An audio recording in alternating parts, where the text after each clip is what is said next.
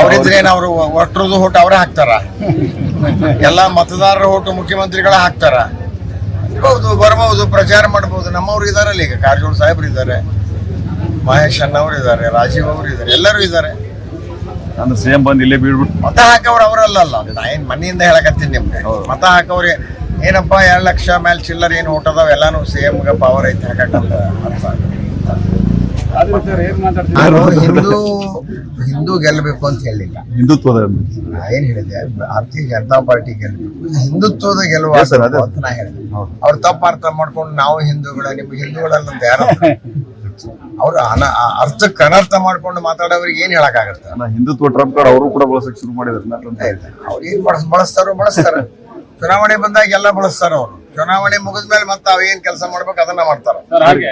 ಏನಪ್ಪ, ನಾವು ಶಿವಾಜಿ ಮೆರವಣಿಗೆ, ಗಣಪತಿ ಮೆರವಣಿಗೆ, ಬಸವೇಶ್ವರ ಮೆರವಣಿಗೆ ಮಾಡೋದಕ್ಕೂ ಕೂಡ ನಮಗೆ ಈ ರೀತಿ ತೊಂದರೆ ಆಗ್ತಲ್ಲ ಅನ್ನುವಂಥ ಭಾವನೆ ಬಂದಿದೆ.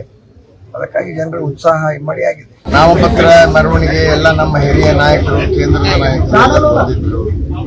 ಇವತ್ತು ಬೆಳಗ್ಗೆಯಿಂದ ನಾವು 8 ಗಂಟೆಗೆ ಪಾದಯಾತ್ರೆ ಪ್ರಾರಂಭ ಮಾಡಿದ್ದೀವಿ. ಜನರಲ್ಲಿ ತುಂಬಾ ಉತ್ಸಾಹ ಇದೆ.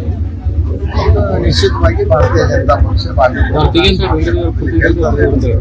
ಎಲ್ಲರಿಗೂ ಇದೆ. ತುಂಬಾ ಮುಂದೆ ಬರ್ತಾರೆ. ಮತ್ತೀಗ ಜಿಲ್ಲೆಯ ಎಲ್ಲ ನಾಯಕರು ಬೇರೆ ಬೇರೆ ಜಿಲ್ಲೆಯಿಂದ ವಿಸ್ತಾರಕರು ಗ್ರಾಮೀಣ ಭಾಗದಲ್ಲಿ ಕೆಲಸ ಮಾಡ್ತಾ ಇದ್ದಾರೆ.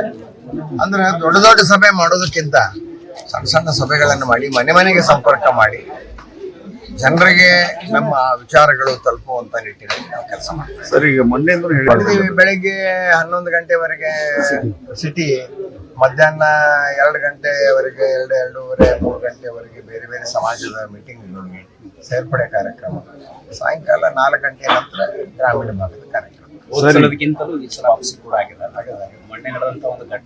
ಅದ್ರ ಸಲುವಾಗಿ ಅಂತ ಏನಲ್ಲ, ಅದು ಆಗುವಂಗಾಗ್ಯದ, ನ್ಯಾಚುರಲ್ ಆಗಿ ಆಗುವಂಗ ಮತ್ತು ನಾರ್ಮಲ್ ಆಗಿ ಆಗುವಂಗಾಗ್ಯದ. ಜನರಲ್ಲಿ ಮತ್ತಷ್ಟು ಹೆಚ್ಚು ಅವೇರ್ನೆಸ್ ಬಂತು.